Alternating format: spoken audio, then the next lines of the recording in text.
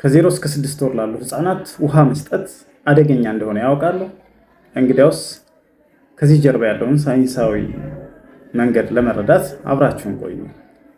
ከ0 እስከ 6 ወር ያሉ ህፃናቶች ውሃ መስጠት ለምን አይመከርም?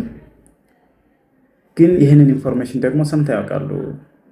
ውሃ መጠጣት ለህይወታችን ወሳኝ እንደሆነና ለብዙ ጊዜ ውሃ መጠጣት እንዳለብን በብዙ ሚዲያዎች ሰምተን እናውቃለን። ለህፃናት ግን ይህ አይሰራም። ምክንያቱም ህፃናቶች ወይም ከ0 እስከ 6 ወር ያሉ ልጆች ከእናታቸው ጡት 90% የሚሆነው ውሃ ነው። ፎርሙላ ሚልክ የሚጠቀሙ ደግሞ ከሆነ 85%ቱ ውሃ ነው። ስለዚህ ምንም ያክል ሙቀት ቢሆን ኢቭን ሞቃታማ በሆነ አካባቢዎች ቢኖሩ የእናት ጡት በቂ የሆነ የውሃ መጠን ስላለው ለህፃናቶች መስጠት አይገባም። ይህንንም በሶስት ዋና ዋና መንገዶች ማየት እንችላለን። አንደኛ፣ ውሃ መስጠት የህፃናት የሆዳቸው መጠን እንደተወለዱ የቼሪ ፍሬ ያክላል።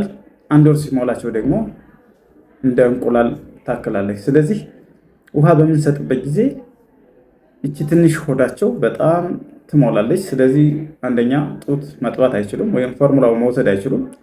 ይህም ፎርሙላ ካልወሰዱ ደግሞ ወይም ጡት ካልጠቡልን ወሳኝ የሆኑ ንጥረ ነገሮችን ለሰውነታቸው ማግኘት አይችሉም።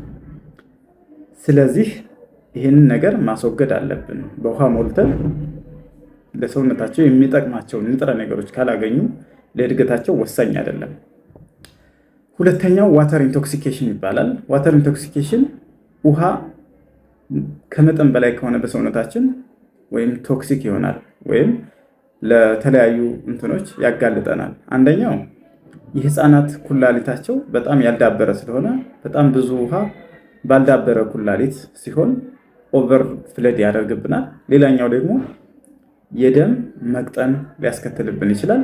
ሶስተኛው ደግሞ ውሃ በምንሰጣቸው ጊዜ የተበከለ ከሆነ ለተለያዩ ኢንፌክሽኖች ሊያጋልጣቸው ይችላል። ስለዚህ የተበከለ ውሃ በምንሰጥበት ጊዜ ለተለያዩ ኢንፌክሽኖች ስለሚያጋልጣቸው ፈጽሞ ከ6 ወር በታች ላሉ ህፃናት ምንም ቢሆን ውሃ መስጠት አይገባንም።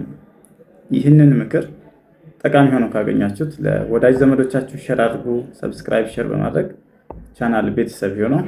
አመሰግናለሁ።